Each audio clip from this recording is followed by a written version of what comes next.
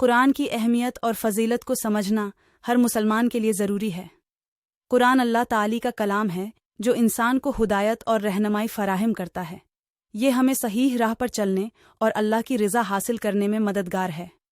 کچھ اہم وجوہات قرآن کی اہمیت اور فضیلت درست ہیں۔ 1.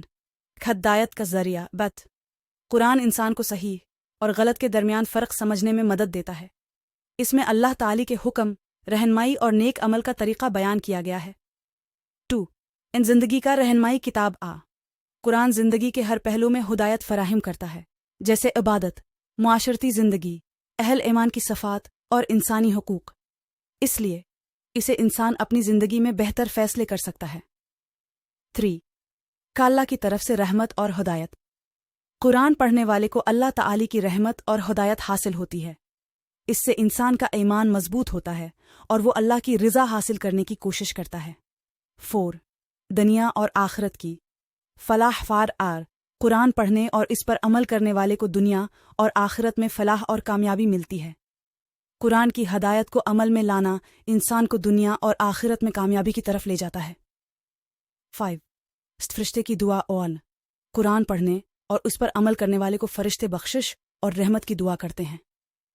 اس لیے قرآن کا استعمال کر کے انسان اپنی آخرت کی فلاح کی طرف روانہ ہو جاتا ہے۔ قرآن کی اہمیت اور فضیلت کو سمجھ کر انسان اپنی زندگی کو اس کی ہدایت کے مطابق گزار سکتا ہے اور اللہ کی رضا حاصل کرنے کی کوشش کر سکتا ہے۔